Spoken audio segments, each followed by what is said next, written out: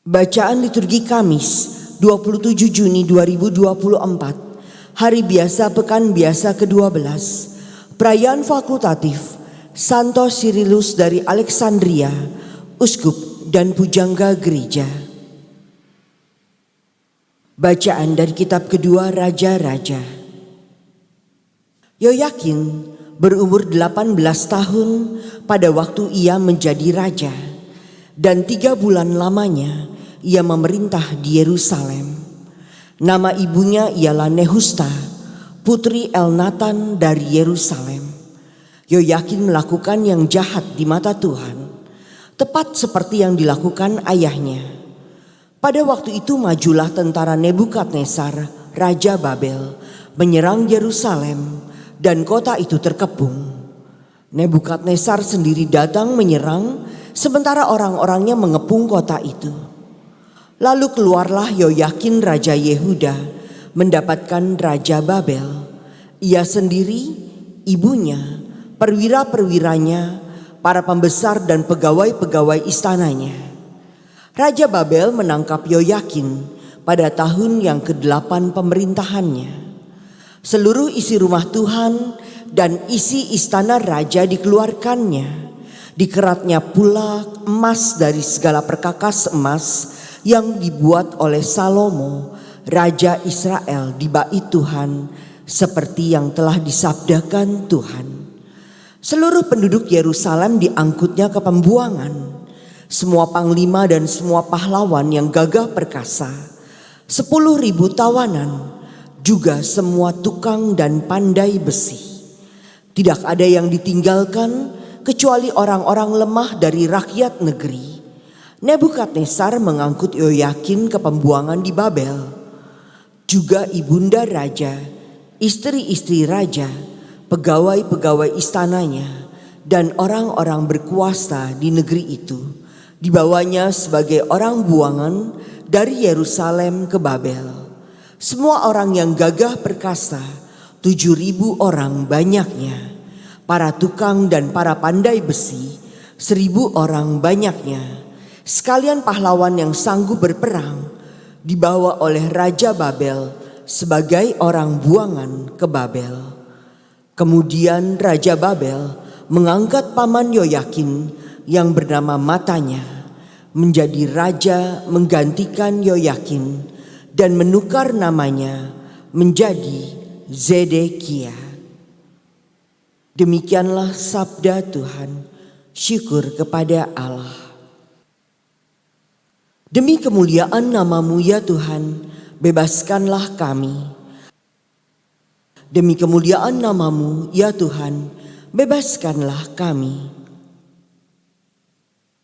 Ya Allah, bangsa-bangsa lain telah masuk ke tanah milik-Mu, menajiskan bait kudus-Mu, dan membuat Yerusalem menjadi timbunan puing.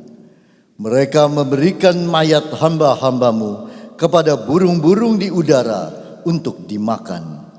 Daging orang-orang yang Kau kasihi, mereka berikan kepada binatang-binatang liar di bumi. Demi kemuliaan nama-Mu ya Tuhan, bebaskanlah kami. Mereka menumpahkan darah orang-orang itu seperti air sekeliling Yerusalem, dan tidak ada yang menguburkan. Kami menjadi celaan tetangga, olok-olok dan cemooh orang sekitar. Berapa lama lagi ya Tuhan, Engkau murka terus-menerus? Berapa lama lagi cemburu-Mu berkobar-kobar seperti api? Demi kemuliaan nama-Mu ya Tuhan, bebaskanlah kami. Janganlah perhitungkan kepada kami kesalahan nenek moyang. Kiranya rahmat-Mu segera menyongsong kami, sebab sudah sangat lemah kami. Demi kemuliaan nama-Mu, tolonglah kami, ya Allah penyelamat. Lepaskanlah kami dan ampunilah dosa kami oleh karena nama-Mu. Demi kemuliaan nama-Mu ya Tuhan, bebaskanlah kami. Haleluya, haleluya. Barang siapa mengasihi aku, akan mentaati sabdaku. Bapakku akan mengasihi dia, dan kami akan datang kepadanya. Haleluya, haleluya. Inilah Injil suci menurut Matius. Dimuliakanlah Tuhan. Dalam khotbah di bukit, Yesus berkata, "Bukan setiap orang yang berseru kepadaku, 'Tuhan, Tuhan,' akan masuk ke dalam kerajaan surga, melainkan dia yang melakukan kehendak Bapa-Ku di surga.